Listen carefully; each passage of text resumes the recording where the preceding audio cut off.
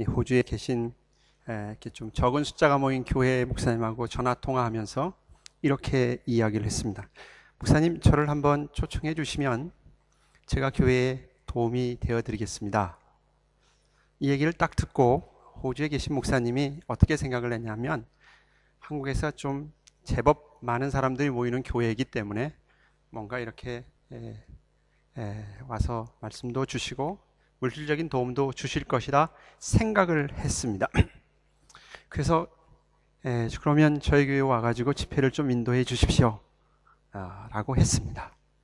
그리고 이제 집회 날짜가 되어져서 다시 한국에서 전화가 왔습니다. 목사님, 이제 다음 주가 되면 가는데 제가 준비해서 가져갈 필요한 것이 무엇이 있죠? 제가 뭘 준비해 가야 되죠? 라고 이렇게 전화를 물었습니다. 그러니까 여기 호주에 계신 목사님이 생각하시면서 자비량으로 이곳에 와서 집회를 인도하면서 큰 교회이기 때문에 선교원금 좀 듬뿍 가지고 와서 여기 교회를 좀 돕겠다라고 이해를 하고 그렇게 얘기했습니다. 저희 교회에 지금 프로젝트가 하나 필요한데 그렇게 이야기를 했습니다. 순간 한국에 이제 강사로 오시려고 이분이 순간 당황을 했어요. 이게 무슨 말이지? 아직 여러분 잘 이해를 못 하시는 것 같은데. 그래서 예, 알겠습니다 라고 끊었습니다.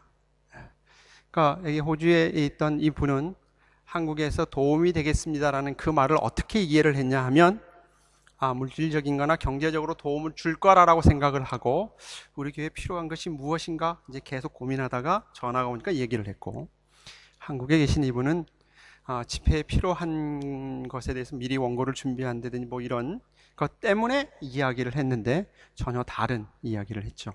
그러니까 도움이 되겠습니다라는 그 말을 한국에 계신 분은 다르게 생각을 하고, 여기서 그 말을 듣는 사람은 다른 쪽으로 이해를 해서 이렇게 서로 커뮤니케이션이 되지 않는 일이 있었습니다. 메시지를 전달하는 사람과 듣는 사람과 그 같이 이렇게 그 소통하는 경우가 사실 많이 드뭅니다. 나는 A라고 하는 것을 생각하고 이야기를 했는데 받아들이는 사람은 B라고 생각하고 받아들이기도 한다고 하는 사실이죠. 그것 때문에 우리의 생활 속에서 오해를 많이 일으키기도 합니다. 특별히 남자와 여자와의 관계 속에서도 많이 그런 오해를 일으키기도 하고요. 또 여기서 이민자의 생활을 하다 보면 여기서 자라나는 아이들과 그 의사소통이 되지 않아서 어떤 그 우스운 일들이 많이 벌어지기도 합니다. 그것이 심각하지 않을 때는 그냥 웃고 넘어갈 수 있지만 그것이 심각해지면 아주 엄청난 일이 벌어지죠. 언젠가도 잠깐 소개를 했었습니다마는 여기 와서 전에 다니는 교회의 한 청년 아니고 결혼을 했는데 새로운 삶을 시작하기 위해서 그 정부 주택을 이렇게 정리하는 그 일을 오다를 받고 처음 시작했는데 호주 회사에서 메시지가 왔습니다. 어느 집에 가가지고 거기를 치워주십시오. 근데 그 말을 어떻게 이해를 해야 되는가? 그래서 사전도 찾아보고 여기서 공부한 사람도 물어보고 해가지고 어떻게 이해를 했냐면 이걸 다 버리는 것으로 이해를 해서 거기에 살던 할머니가 돌아가셨는데 이걸 빨리 치워야 다른 사람이 와서 그 집을 또 이제 렌트를 할 수 있다고 생각을 해서 가가지고 트럭에다 싣고 버렸습니다. 그 친구가 자기 혼자 할 수 있는 일인데 정말 잘해보고 싶어가지고 저한테 좀 도와주십시오 해가지고 하루 일당으로 가서 한 트럭을 버렸습니다. 그리고 왔는데 야단났어요. 옆집에서 사람이 오고 막 야단났어요. 지금 뭐 하고 있냐고. 내가 오다 받기는 이거 갖다 버리라고 그랬다. 잠깐 기다려요. 무슨 얘기냐고. 여기 이분 따님이 곧 올 거니까 기다리라고. 그리고 전화 연락이 돼서 따님이 오고 그 다음에 회사 측에서도 사람이 왔습니다. 근데 그 말의 의미는 뭐냐면 간단하게 정리하라라는 의미였다고 합니다. 근데 한 트럭을 버렸으니까 손해배상 청구가 되죠. 그래서 곤란한 일이 있었습니다. 그래서 엄청난 금액을 이렇게 물어줘야 될 상황이 있었죠. 물론 영화라고 하는 것 때문에 생겨나는 오해일 수도 있습니다만은, 말하는 사람과 듣는 사람의 그 관계 속에서의 잘못 이해하게 되면 엉뚱한 일들이 많이 벌어지곤 한다고 하는 사실이죠. 우리의 신앙 속에서도 마찬가지입니다. 하나님께서 이 세상을 창조하시고 끊임없이 하나님의 뜻을 우리에게 가르쳐 주었음에도 불구하고 인간은 그 하나님의 말씀을 듣지 않습니다. 그리고 내가 생각하기 좋은 대로 그 말씀을 이해하고 다시금 조립해가지고 하나님께 반응을 보이죠. 그것이 구약의 역사이고 신약의 역사입니다. 오늘 우리 자신을 한번 돌아보자라고 하는 것이죠. 우리는 예수님을 믿는 사람입니다. 하나님을 믿는 사람이고 하나님의 뜻에 순종하겠다라고 이야기한 사람들입니다. 얼마나 많은 내 일상의 삶 속에서 또 하나님의 말씀을 읽고 그 말씀을 적용할 때에 이 말씀을 어떻게 이해하고 받아들이고 적용하는가라고 하는 부분에 대해서 좀 생각을 해보았으면 좋겠습니다. 성경에서 말씀하고 있는 그 부분을 따라서 이해해가서 성경의 깨우침으로 가는가, 아니면 내가 이해하고 있는 쪽으로 성경을 해석해 가고 있는가라고 하는 부분이죠. 이 부분이 심각한 이유는 구약의 모든 이스라엘 백성들 대부분이 하나님의 뜻에 대해서 올바로 이해하지 못했다고 하는 사실입니다. 하나님은 선지자들을 통해서 목소리를 외쳐서 하나님의 뜻을 전달했음에도 불구하고 인간은 그 말을 듣지 않았다고 하는 사실입니다. 결국 이스라엘 백성이, 구약 이스라엘이 멸망한 가장 첫 번째 이유는 뭐냐면 하나님의 말씀을 듣지 않았습니다. 그러나 그들의 입속에서는 하나님을 예배하고 하나님의 율법을 사랑하고 그 율법을 지키고 그리고 그 말씀대로 살았습니다. 근데 하나님 보시기에는 너희들은 내 말을 듣지 않았다. 목이 곧은 백성이다. 그렇게 이야기를 합니다. 우리 자신들의 신앙의 모습을 한번 돌아보자라는 것이죠. 우리는 하나님의 은혜로 예수 그리스도를 믿었습니다. 하나님의 자녀가 되어졌습니다. 내 삶의 원리와 내 삶의 기준을 무엇으로 삼고 있는가라고 하는 것입니다. 내 삶의 가장 중요한 기준을 무엇으로 삼고 있는가? 나의 매일매일의 신앙의 삶의 모습을 무엇에 근거하고 무엇을 향해서 가고 있는가라고 하는 부분에 대해서 생각해 볼 필요성이 있습니다. 하나님은 한결같이 똑같은 이야기를 합니다.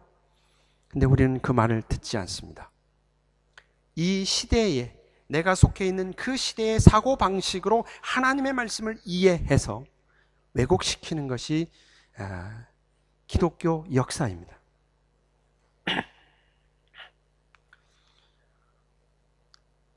오늘 본문의 말씀 속에서 베드로가 당시의 그리스도인들에게 베드로전서와 베드로후서를 쓰면서 이 편지를 쓰는 목적이 어디에 있는가 분명하게 밝히고 있지요.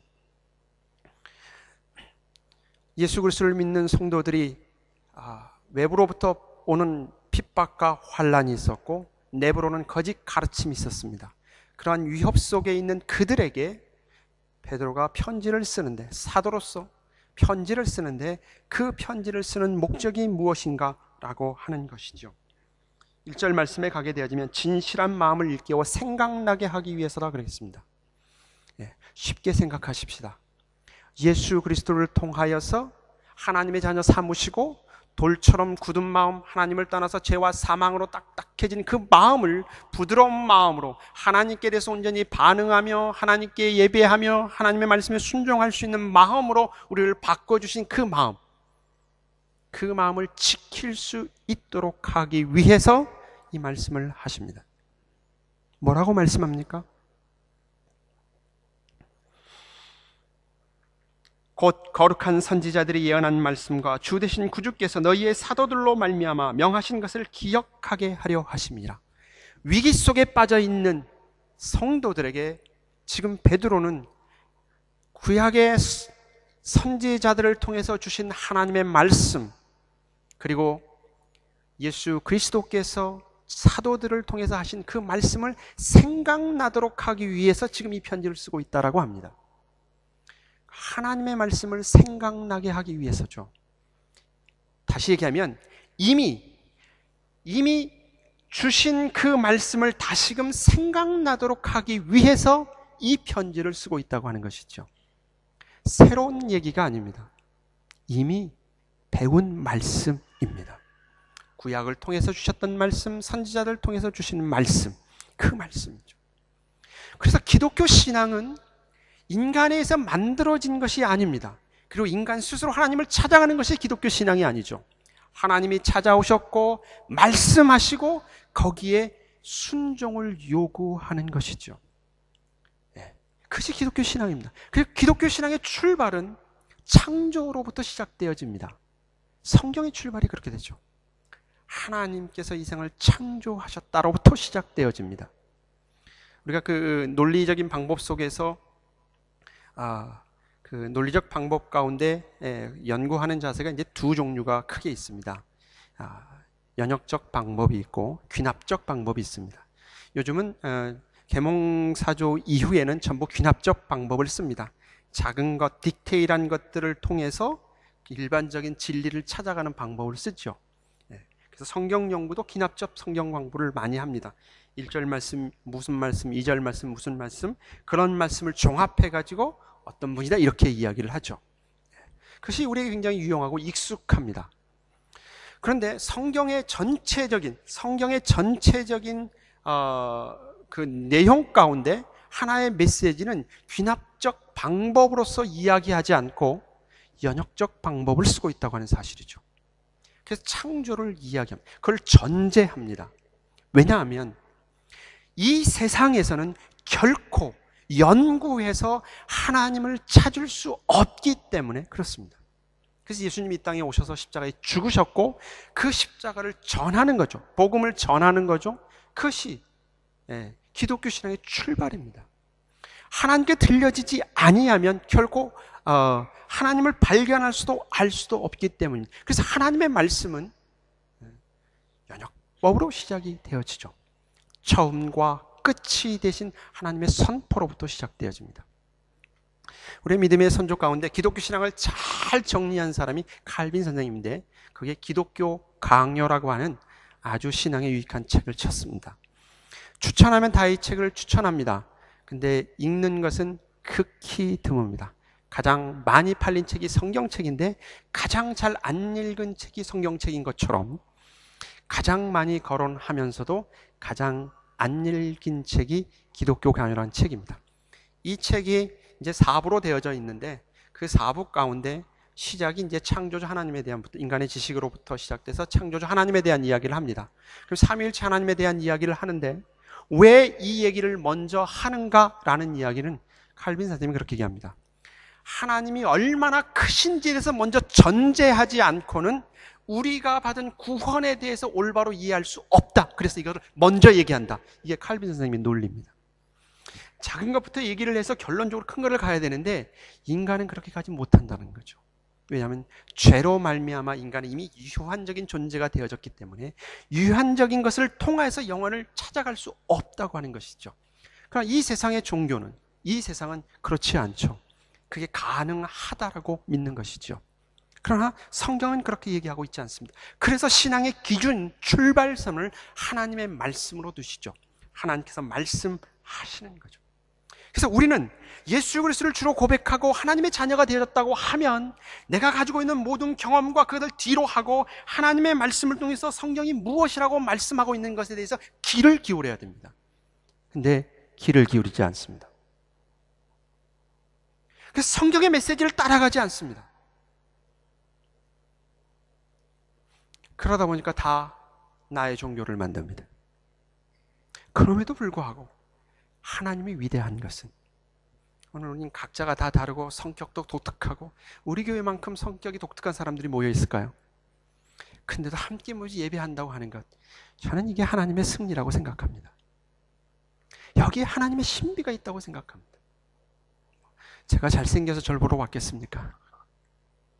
제가 말을 잘해서 뭐 듣고 싶어서 왔겠습니까? 알아듣기 어려운 딱딱한 말씀 전하면서 이 세상에 들을 수 없는 언어적인 말을 하는데도 우리가 이렇게 모일 수 있는 것, 여러분 그게 기적입니다. 이게 하나님의 살아계신 역사입니다. 인간이 도저히 풀 수 없는 수수께끼 같은 일들이죠. 아마 여러분 자신도 고민할 겁니다.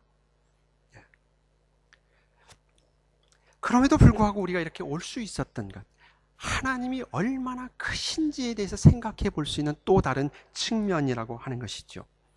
여러분이 여기 앉아 있는 것, 하나님의 일하심의 결과라고 하는 것입니다. 하나님이 살아계시는가? 여러분 그런 생각 들지요? 살아계십니다. 그 증명이 뭐냐? 여러분이 여기에 앉아 있다는 것 때문에. 그래서 그것 때문에 고민하지 마시고 성경으로 들어가십시오. 성경의 말씀을 읽고 묻고 그 뜻이 무엇인지를 찾아가십시오.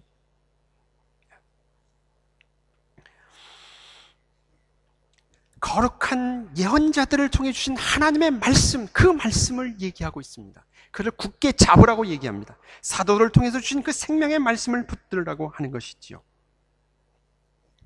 특별히 말세에 대한 부분에 대한 이야기입니다. 종말에 대한 이야기를 지금 베드로 사도가 말씀하고 있습니다. 왜냐하면 이 당시에 거짓 선지자들이니까 선지자는 좀 이상, 어쨌든 교회 안에 거짓 교사들이 예수님의 재림에 대해서 이야기를 하지 않았습니다. 예수님의 재림은 없다라고 이야기하는 거죠. 오늘 본문의 말씀 속에서 나오죠. 예수님의 재림에 대해서 조롱하는 자들이 무엇이라고 얘기하냐면, 우리의 조상들이 옛날부터 살아왔는데 지금 여전히 죽어 있고 지금 얼마나 많은 세월이 지났느냐, 수천 년이 지났다. 근데 아무 일도 안 일어났는데 예수님이 온다는 말은 거짓말이다. 그렇게 이야기했습니다. 오늘날은 좀 다르죠. 오늘날은 그 당시의 상황과는 좀 다르죠. 왜냐하면 항상 그 시대적인 사도를 반영하고 있기 때문에 그렇습니다. 물론 오늘날에도 예수 그리스도의 재림을 거부하는 사람들이 있지요. 예수님께서 오신다라는 말이 2000년 전부터 얘기했고, 또 중간에 뭐 예수님 언제 온다고 뭐 이렇게 얘기한 사람도 있었는데 결국은 아직 안 왔지 않느냐. 더군다나 이 시대적인 우리가 살고 있는 이 시대에는 인간의 이성과 인간의 자아가 중심이 되다 보니까 더더욱 됐죠. 그래서 예수님께서 이 땅에 오셔서 하나님께서 이루시고자 하는 하나님의 나라를 완성한다고 하는 그 내용을 버리고 인간이 자아를 개발하고 인간이 더 많은 것을 배우고 인간이 정말 선하게 살고 교육을 배워가면서 미래에 대해서 낙관적인 생각을 가지고 발전해 가게 되어지면 천국이 이 땅에 이루어질 것이다 라고 믿는 사람들이 오늘날 이 시대의 사람들입니다. 다시 얘기하면 예수 그리스도 없이, 하나님 없이 하나님의 나라를 이루어질 것이라고 믿는 사람들이 있습니다. 교회 안에 있다고 하는 거예요. 교회 안에.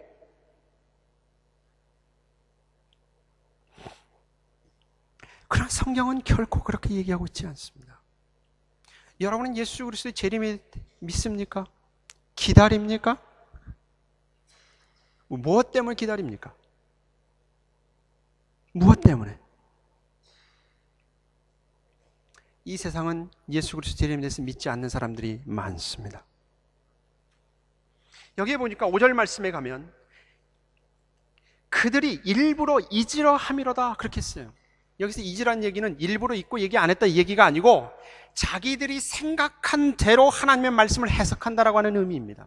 내가 듣고 싶은 대로 해석하고 그렇게 받아들이고 그렇게 이야기하는 사람들이죠. 성경이 이야기하고 있는 성경의 견해로 쫓아가는 것이 아니라 내가 이해하고 싶은 대로 이야기하는 것이죠. 좀 더 쉽게 이야기하게 되어지면 설교자가 여기서 설교를 하는 데 있어서 성경에 있는 메시지를 전하는 설교자와 내가 이야기하고 싶은 얘기가 있는데 그 얘기를 하고 싶어서 뭔가 근거로서 성경을 사용하는 것과 다르다고 하는 것이죠. 그러나 거짓 교사들은 그렇게 이야기한다고 하는 것입니다.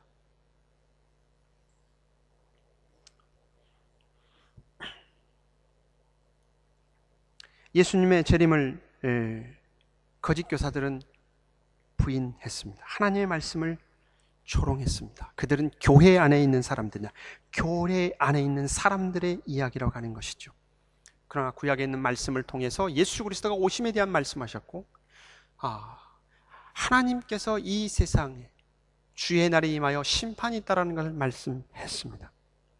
예수님께서 이 땅에 오셨습니다. 그리고 나서 예수님께서 다시 오실 거에 대한 얘기를 하죠.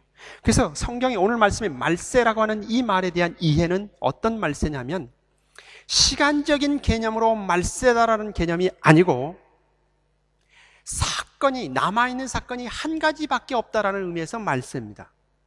성경에서 쓰고 있는 말세라고 하는 단어가 그런 단어입니다. 마지막 날이라고 하는 말이 그런 말이죠. 그런 면에서 이 말세는 예수님께서 이 땅에 오신 초림부터 예수님이 다시 오시는 재림까지의 기간이 말세라고 하는 것입니다. 이제 한 가지 사건만 남아있다는 얘기죠. 왜? 예수님의 재림은 예수님이 와야 되잖아요. 예수님이 왔잖아요. 예수님이 오셨습니다.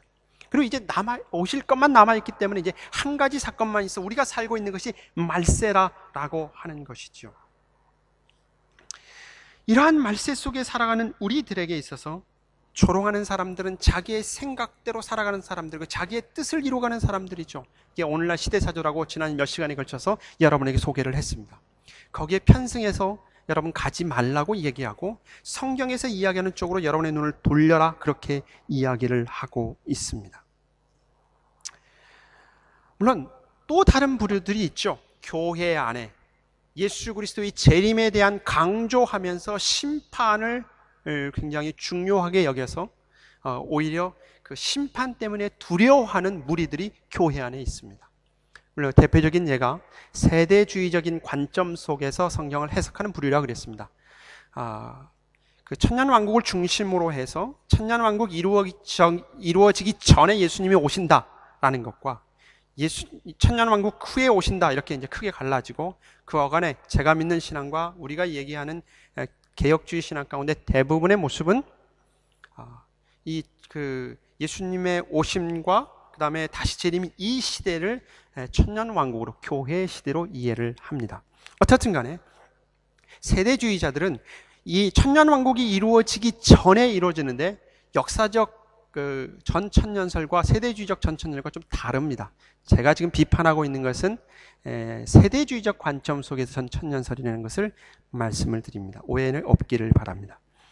정확하게 예수님께서 탁탁 말씀해 주셨으면 좋겠는데 그렇게 얘기해 주지 않았기 때문에 성경 전체를 보는 시각 속에서 약간의 차이가 있습니다. 그러나 제가 가지고 있는 신앙은 또 제가 배우고 우리 교회가 속해 있는 신앙의 고백 가운데서는 무천년설이라고 하는 이야기 속에서 이야기를 합니다. 이렇게 세대주의적 관점으로 이 종말을 이해한 사람들 속에서는 심판에 대해서 너무 강력하게 이야기하다 보니까 심판이 두려움으로 다가오게 됩니다. 근데 이 사람들의 단점은 무엇이냐면 그 심판에 대한 두려움 때문에 뭔가를 내가 자꾸 해야 된다는 쪽으로 가게 되어집니다. 그래서 다시금 구원에 대한 근거와 어떤 심판에 대한 근거를 내 자신의 행위에다가 맞추게 되어집니다.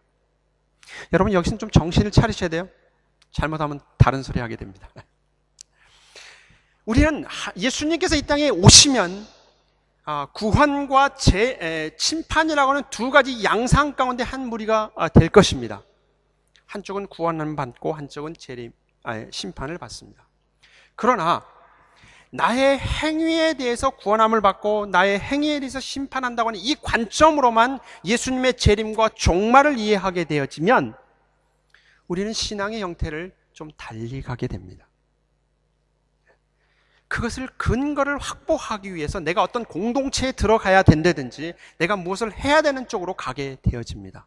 그러나 성경에서 종말이라는 말과 예수 그리스도의 재림에 대한 시각을 다른 시각으로 이야기하고 있습니다. 그 시각에 대한 이야기를 이 아침 잠깐 나누고자 합니다.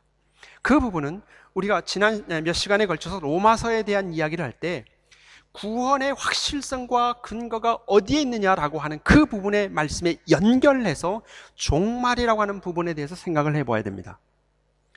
구원에 대한 이야기를 설명을 할 때 이렇게 이야기를 했습니다. 내가 예수님을 주로 복음을 듣고 내가 예수님을 주로 고백합니다라고 고백을 했습니다. 예수님이 나의 구주입니다. 정말 예수님 보내주셔서 감사합니다. 예수 안에서 정말 예수님을 내 구주로 선택하고 내가 믿겠습니다. 라고 영접 기도도 합니다. 그것이 내가 정말 구원받은 확실성이라고 내가 확인했습니다. 그리고 교회 안에 들어와서 성경을 바라보니까 성경에서 뭐라고 얘기하고 있냐면 내가 하나님을 선택한 것이 아니고 하나님이 나를 선택했노라 라고 성경이 말씀하고 있다는 거기서 놀랐습니다. 그런데 하나님께서는 어디까지 나가냐면 내가 태어나기도 전에 이미 계획했고 그 계획을 이루는 과정 속에 내가 이 땅에 태어났고 하나님께서 나를 적절한 시대에 부르셨고 하나님의 자녀 삼으셨다고 하는 하나님의 그 스케일 큰 것에 대해서 지난 시간에 우리가 살펴보았습니다. 예. 그러니까 이 스케일을 좀 크게 가지란 얘기죠. 여기 그 달링 하버나 그 서클라키에 가게 되어지면 배들이 있습니다. 바다버스도 있고 크루즈하는 배들이 있습니다. 조그만 배들. 근데 가끔 가다가 오대양을 여행하는 큰 배들이 오죠. 엄청난 몇천 명이 들어가는 여행하는 배들. 여러분의 신앙의 스케일 바라보는 시각을 좀 바꾸시란 말이죠. 조그만 배를 바라보는 그 테두리 안에서의 구원이라고 하는 개념을 보지 마시고 그 큰 배, 거기엔 극장도 있고 그 안에 별것 다 있다고 하지 않습니까? 예. 그 큰 개념으로 이 하나님의 구원의 개념을 보란 말이에요. 다시 얘기하면 인간의 시각으로 구원이라는 것을 생각하지 마시고 이제 하나님의 개념 속에서 하나님이 말씀하시는 측면 속에서 구원을 이해하라는 얘기죠. 왜냐하면 성경이 그것을 말씀하고 있기 때문에. 예. 거기에 우리는 놀랬단 말이죠. 그것이 나의 확실성입니다. 구원에 대한 확실. 하나님이 나를 붙들고 있기 때문에 결코 나는 버림받을 수 없고 취소될 수도 없다 라고 하는 것에 확실성을 갖게 되죠. 비로소 안심이 되죠. 하나님의 자녀로 이제 어떻게 살아갈 것인지의 부분으로 나아가게 됩니다. 그와 마찬가지로 종말이라고 하는 부분, 심판이라고 하는 부분을 어떻게 이해해야 될 것이냐라는 거죠. 이 종말은 이 구원의 관점, 하나님의 측면 속에서 종말을 이해해야 됩니다. 우리가 하나님에 대해서 고백할 때 유일하신 하나님 그렇게 고백하죠. 유일하신 하나님, 한 분이신 하나님, 그 말의 뜻을 여러분 어떻게 이해하십니까? 대답하면 틀릴 것 같으니까 얘기하지 마시고 우리는 하나라고 하는 숫자로 이해합니다. 유일하신 하나님, 한 분이 하나니까 그렇게 이해를 한단 말이죠. 이것이 얼마만큼 기독교 신앙에서 오해를 일으키냐면 삼위일체의 하나님이라고 말할 때 여러분은 세 분이 한 분이시다는 여기에 빠져가지고 헤맨단 말이죠. 근데 삼위일체 하나님이란 이 말은 하나라고 하는 개념이 들어있지 않습니다. 놀라셨나요? 성경을 보면서 하나님이 어떤 분이신가 할 때 삼위일체 하나님이라고 그 용어를 빌려왔어요. 그 빌려올 때 삼위일체란 그 일체 속에는 하나라고 하는 개념이 없어요. 충격받으시기를 바랍니다. 그 하나가 무슨 말인 줄 아십니까? 동일하다라는 말이에요. 성경을 보니까 하나님이 계시는데 세 위격이 계시는데 그 세 위격이 권위와 능력과 모든 면에서 동등하다라는 의미에서 삼위일체라 그렇게 부르는 거예요.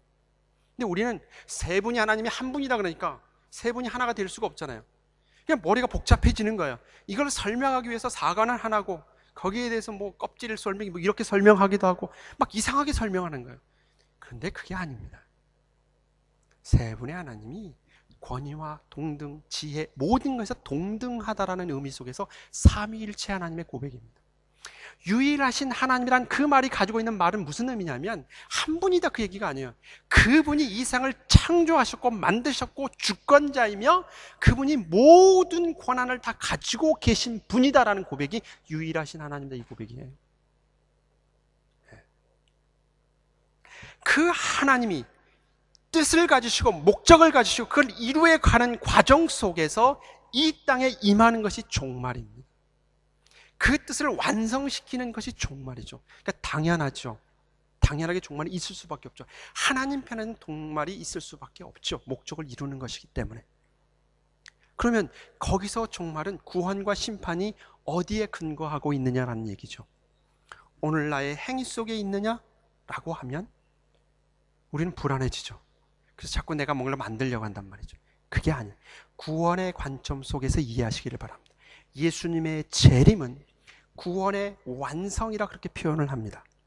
하나님께서 택한 백성들이 그때 가서 난 너 버렸다 이렇게 얘기하지 않는다라는 거죠.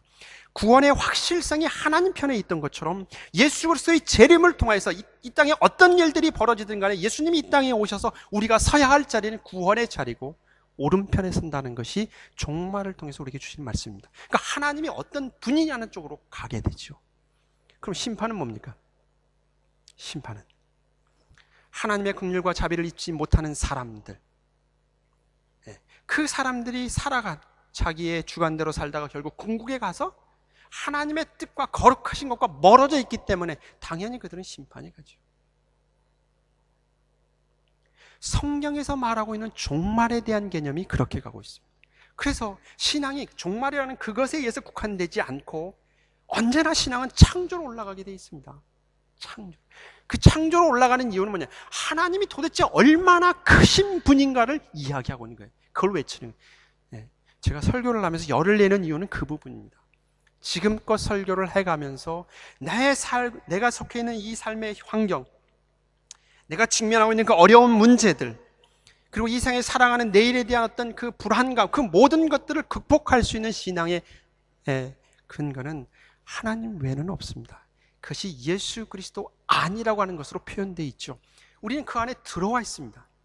그 예수 그리스도의 능력이 우리 안에 있습니다. 무한한 것을 가지고 있죠. 그 시각을 가지고 오늘 내게 주어진 삶을 살아가게 되어지면 이 세상 속에서 내가 가지고 있는 능력이 아니라 하나님이 주시는 능력으로 말미암아 넉넉함으로 갈 수 있고 하나님이 원하시는 대로 갈 수 있는데 그 부분을 보지 않기 때문에 자꾸 무엇으로 가냐면 내가 무엇을 해야 되느냐, 다른 사람과 비교, 이쪽으로 가게 됩니다. 이건 뭐 이 세상의 원리 아닙니까? 이 세상의 원리 아니에요. 네, 어느 집사님하고 얘기를 나누다가 교회에 이렇게 모여서 얘기를 하는데, 모여서 얘기할 때 어떤 집, 얼마나 큰 집 사고 뭐 집 얘기 이렇게 하다 보니까 자꾸 비교가 된다는 얘기죠. 자꾸 비교가 돼. 거기 있기 싫어진다는 얘기. 교회 안에서조차도 자꾸 비교가 된다고 그러면 예수님이 이 땅에 오실 이유가 뭐가 있냐는 얘기죠. 그 비교를 비교할 수 없는 것이 예수 그리스도의 오심을 통해서 이루어진 것이고 그것을 주기 위해서 예수님이 십자가에 죽으셨고 그걸 우리에게 다 주었다고 하는 것이죠. 예. 우린 그 안에 있습니다. 여러분들이 그걸 인정하든 안 하든, 그러니까 이제부터 해야 될 일은 하나예요. 도대체 그것이 무엇인지 성경을 통해서 배워가는 거죠. 이 세상에는 줄 수 없기 때문에 우리가 교회로 모이는 거죠. 말씀을 듣고 다시 묻고 고민하고 모르면 하나님 모르겠습니다 이 얘기하고.